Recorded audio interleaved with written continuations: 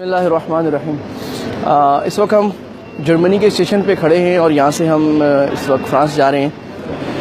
اللہ تعالیٰ نے مسلمان کو یہ حکم دیا ہے الحکمت ضالۃ المؤمن، ہر جگہ جائے نگاہ عبرت رکھے، کوئی درس سبق حاصل کرے۔ اللہ تعالیٰ نے ہمیں ایک نظام دیا تھا جسے تقویٰ کہا جاتا تھا، اور قرآن میں یہ لفظ 20 بار اللہ تعالیٰ نے اتقو اتقو اتقو۔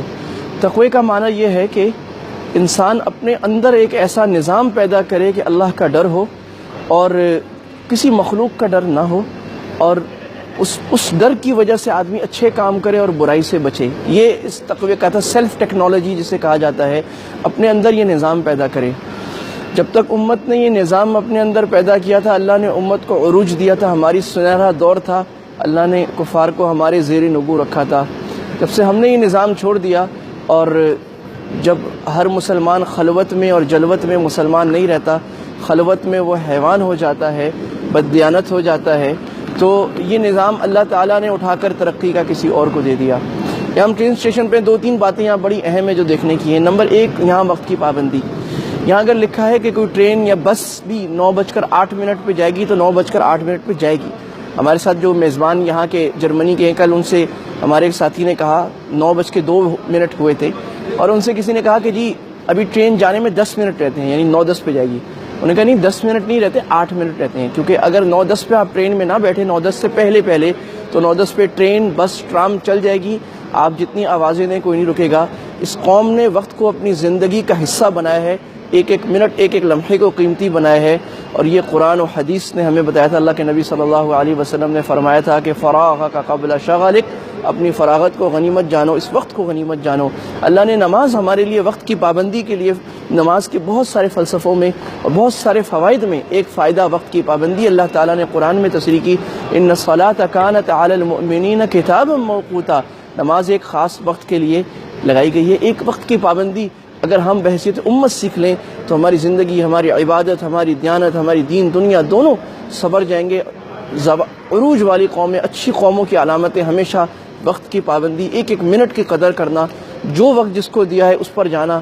اگر میں نے کسی سے وعدہ کیا ہے کسی وقت کا، میں اس سے جتنی تاخیر کرتا ہوں اس پہ گناہ بڑھ رہا ہے، میرا یہ بھی گناہ ہے، میرا گناہ بڑھ رہا ہے کیونکہ میں نے وقت میں تاخیر کی ہے جان بوجھ کر۔ ہم کوشش کریں وقت کی پابندی کی۔ دوسری چیز امانت و دیانت ہے۔ یہاں ٹرینوں میں، بسوں میں، ٹرام میں ٹکٹ چیکر نہیں آتا، لوگ سوار ہو رہے ہیں، نکل رہے ہیں، ایک منٹ کے آدھے منٹ کے لیے ٹرین رکتی ہے، ٹرام رکتی ہے، لوگ جاتے ہیں، باہر نکلتے ہیں۔ ہم نے دیکھا تھا بعض لوگ ٹکٹ نکل کے ٹکٹ خرید کے پھاڑ دیتے ہیں۔ ہم پریشان ہوئے کہ یہ کیا ہوا۔ جب پتہ کیا تو معلوم ہوا کہ ان کی چونکہ ٹرام اور بس جلدی نکل رہی ہوتی تھی، وہ چڑھ جاتے تھے اور نکل کر ٹکٹ خرید کے پھاڑ دیتے تھے۔ یہ ان قوموں میں تقویٰ تو نہیں ہے، لیکن ایک احساس پھر بھی بیدار ہو گیا ہے۔ اور ہمارے لیے تو دین و دنیا کی بڑائی، اللہ کا ڈر یہ ہے کہ کوئی دیکھ رہا ہو نہ دیکھ رہا ہو، اللہ دیکھ رہا ہے، ہم یہ کام خود کریں۔ تو ہم نے بھی 2 ٹکٹ خریدے تھے، یعنی ہم ٹرین میں سوار ہو گئے تھے ٹرام میں، اور جب ہم نکلے تو بہرحال وہ تاخیر ہوگی تو ہم نے نکل کے 2 ٹکٹ خرید لیے، اور اب ہم اس کو پھاڑ رہے ہیں کیونکہ یہ استعمال ہو چکے ہیں۔ بعض احباب کہہ رہے تھے کہ نہ پھاڑیں، دوبارہ استعمال کر لیں۔ ہم نے کہا ٹھیک ہے، کوئی دیکھے گا تو نہیں، لیکن اللہ دیکھ رہا ہے۔